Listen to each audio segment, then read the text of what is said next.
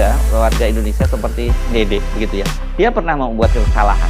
Dia lemah sebenarnya. Bukan dia berniat memalsukan. Dia lemah karena tekanan. Dia takut. Dia mengaku bahwa saya lulusan SMP, saya tidak ngerti hukum dan tidak punya pelindung. Jadi saya takut pada waktu itu.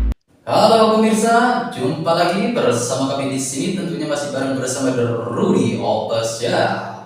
Kali ini saya akan mereaction sebuah video di mana pengamat politik yaitu Bang Rocky Gerung mengomentari tentang kasus Vina Cirebon. Yuk kita lanjut ke TKP. Gaspol.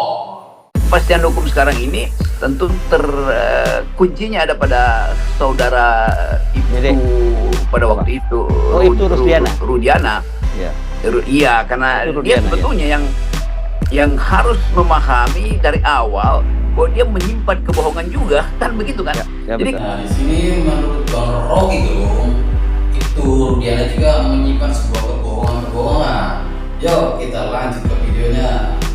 kalau Dede itu mengaku dia berbohong karena tekanan, maka mestinya energi yang sama, energi moral yang sama terbit dari saudara Ibtu ini bahwa dia juga ikut menyimpan. Dan mungkin juga si Ibtu akan menyadar kembali, oh iya saya juga menyimpan, maka biarlah Dede itu dibebaskan, saya yang ambil alih hukuman itu kan. Itu juga menunjukkan betapa kelegaan itu dimungkinkan ketika desakan-desakan, bukan desakan publik tapi desakan yang kita sebut moral call itu muncul. Ada satu soal bahwa keadilan di Indonesia itu sangat mahal buat rakyat kecil, termasuk seperti mereka yang sekarang jadi korban, jadi salah hukum ya, karena mereka dihukum seumur hidup, bayangkan Bung Rocky.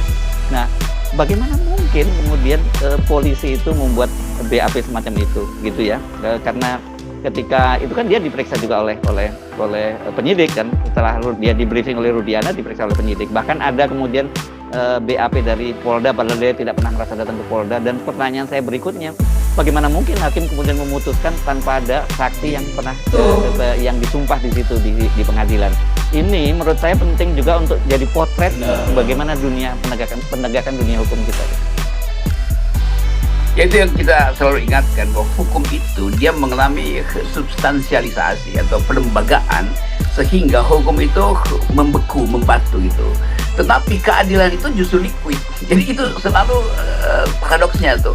Kita mau menegakkan hukum dengan memakai hukum positif dan mengupayakan supaya dalil-dalil hukum di KUHP yang tertulis, yang biasa disebut the black letter of law itu, dia tertulis sebagai huruf mati. Keadilan adalah huruf hidup. Jadi kalau kita pakai huruf mati untuk mencari keadilan, kadang-kadang bertabrakan tuh.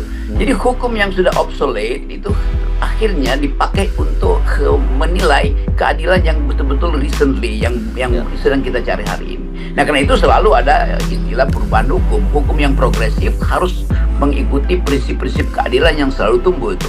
Nah, ini juga kita bisa hubungkan dengan kapasitas kepolisian yang seringkali tidak melihat proses kriminal itu melalui hukum progresif. Selalu dilihat sekedar dengan apa yang diatur oleh KUHP itu. Padahal sebetulnya KUHP itu dimaksudkan sebagai hukum material yang hanya bisa efektif kalau ada hukum acara yang mendampingi hukum material itu secara hak asasi manusia.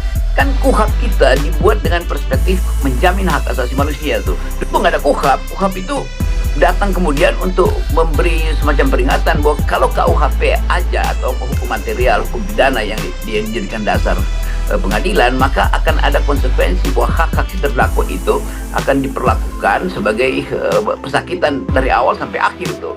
Kan ini yang kita pelajari dari hukum Romawi, bahwa bagian yang disebut pembelaan harus ada dalam hukum acara supaya tidak jadi balas dendam itu.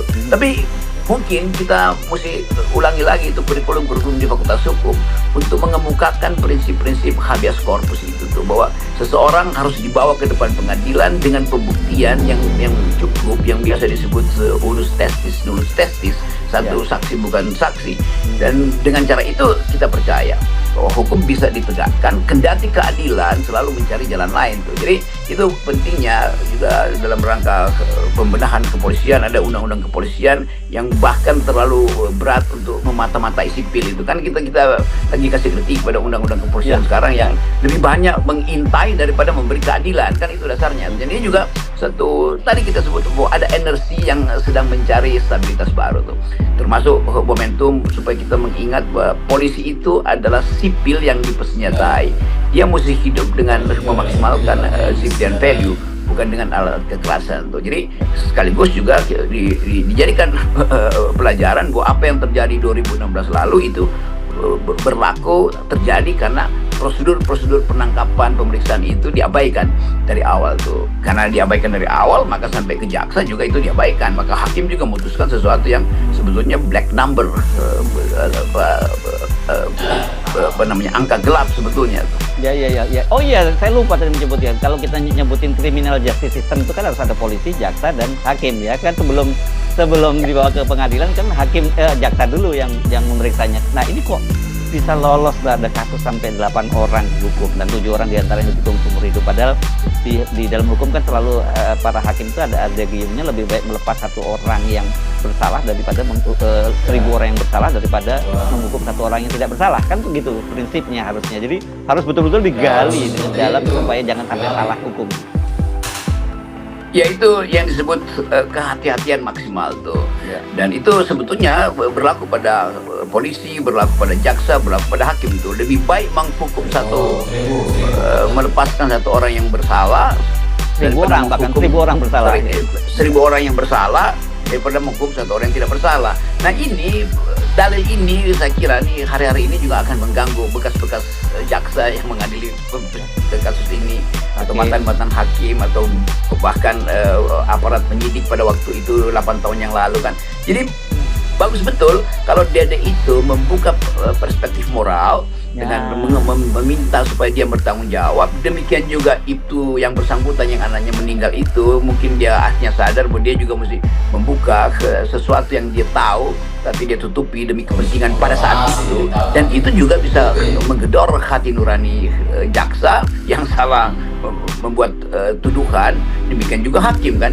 Jadi satu sistem yang, satu peristiwa, satu event yang memungkinkan kita melakukan semacam pembenahan diri maksimal tuh ya, kalau kita sebut sebagai ya persiapan untuk masuk dalam pengadilan akhirat, itu mungkin terlalu berlebihan tuh. Tetapi tetap kita mau lihat bahwa hukum itu disebut hukum kalau rasa keadilan itu betul-betul dimaksimalkan. Nah sekarang ada tuntutan untuk memaksimalkan rasa keadilan berdasarkan temuan-temuan baru, novum yang baru-baru ini kita peroleh dari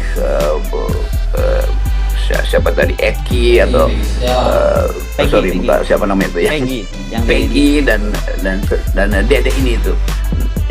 Dan beruntung sekali bahwa sistem viralisasi kasus kita juga di-backup dengan baik oleh para netizen. Jadi criminal justice system itu juga mengandalkan informasi yang bisa mengalir secara jujur tuh. Nah, netizen tentu ada dalam kapasitas untuk ikut mengadili secara moral tuh, bukan secara hukum, tentu secara moral.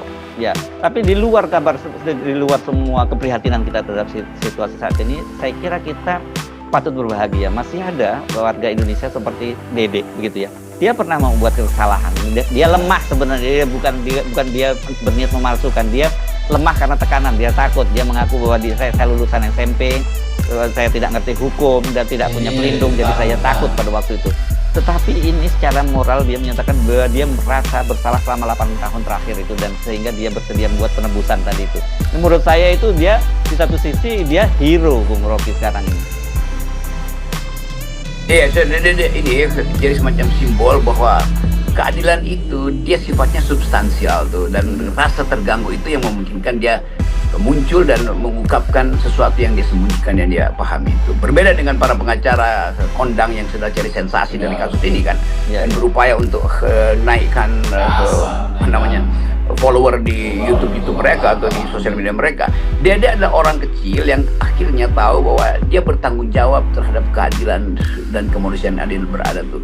Jadi seorang yang tiba-tiba dikirim oleh alam semesta untuk membuka perspektif baru dalam penegakan hukum. Oke, mantap. Terima kasih sekali Bung Rocky. Saya dapat pencerahan secara religi religius dengan perbincangan kali ini. Ya, itulah fungsi FNN itu, melihat dari segala sudut tapi dengan kejujuran. Oke, terima kasih. Oke, itulah pemirsa pandangan-pandangan dari pakar politik yaitu Rocky Gerung tentang kasus Vina Cirebon ini ya. Pendapat-pendapat Rocky Gerung seperti itu. Ya menurut saya mah belum masuk ke level itu ya. Kita nggak ngerti soal omongan bahasanya Bang Rocky Gerung. Yang jelas Bang Rocky Gerung menjelaskan seperti itu. Oke pemirsa, mungkin hanya ini saja yang bisa saya sampaikan. Tunggu video reaction selanjutnya. Bye bye.